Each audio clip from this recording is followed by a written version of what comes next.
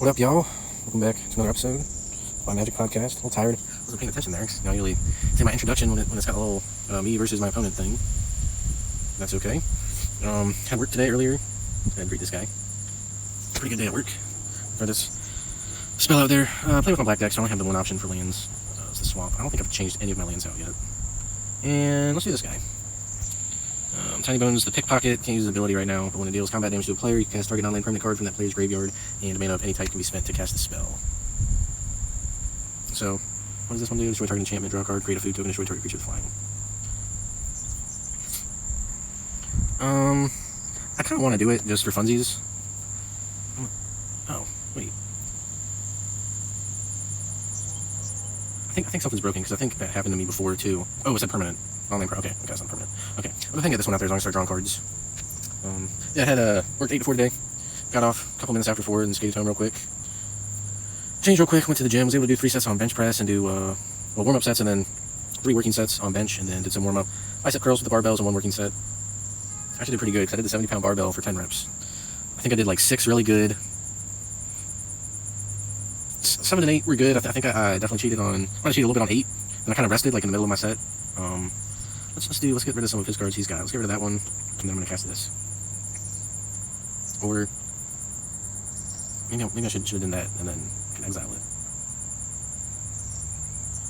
Let's just get this one out there. No attacks. Yeah, definitely cheated on 9 and 10, but that's okay. It's kind of a good cheat because you still work the bicep to get it up there, and then I had a good negative going down. So as long as you're not injuring yourself, then sometimes you want to do that. I kind of like to adopt the philosophy of if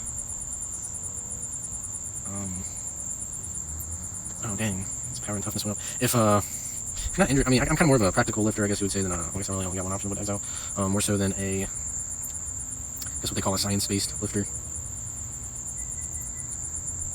I kind of do a little bit of both. Depends how I feel that day. I'm not an ego lifter though. I don't know what people say. I guess it seems a lot of people are throwing around. You know, I've only really been into. I mean, I worked out off and on. I guess all my life I dabbled in it a little bit when I was in like middle school, high school, calisthenics, had a little bench press at home, that type of stuff. But I really got into it past 7-8 months now, and yeah, it almost seems like people say like if you're not lifting with perfect form, then you're ego lifting. When ego lifting is really, not doing full reps, not even doing.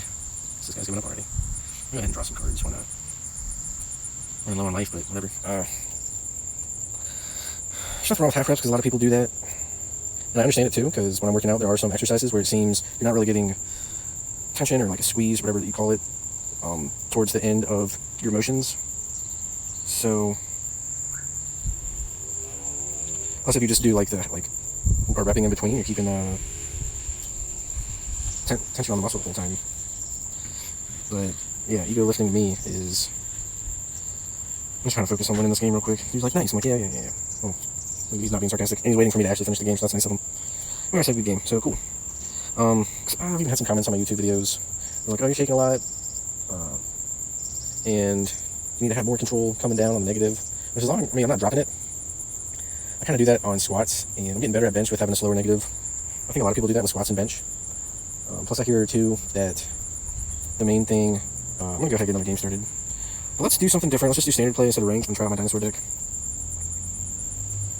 I guess the positive. I don't know if you call it positive.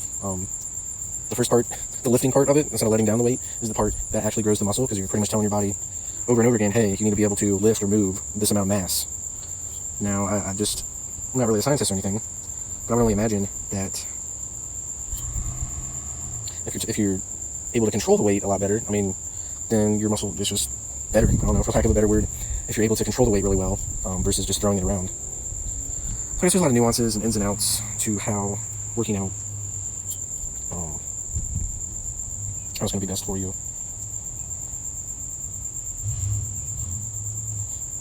Especially look at on old videos, you watch Arnold Schwarzenegger work out. I'm kind of more like that, and I'm not saying, obviously, that I'm even close to Arnold Schwarzenegger's physique or his level of working out, but just more so just kind of go in and don't overthink it.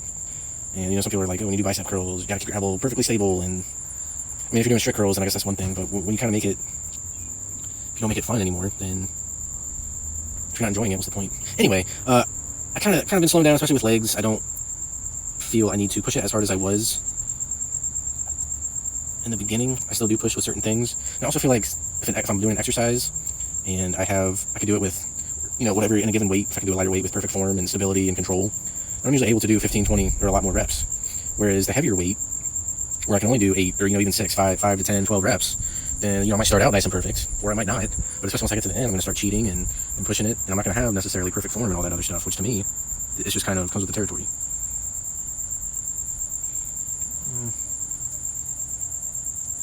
Anyway, not to just go on a long ramble of stuff. Yeah.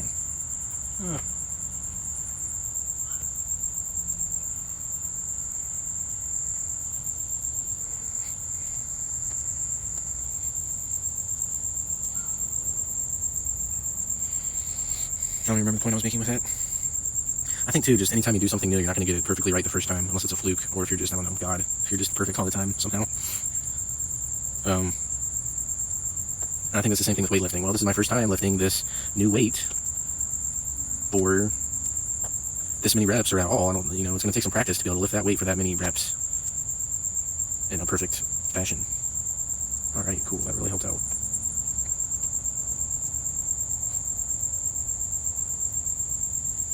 I'm going to play this deck. I see cards that I want to get rid of. Well, that card's good. Some cards I did put in here just because I thought that would be fun. Let's see.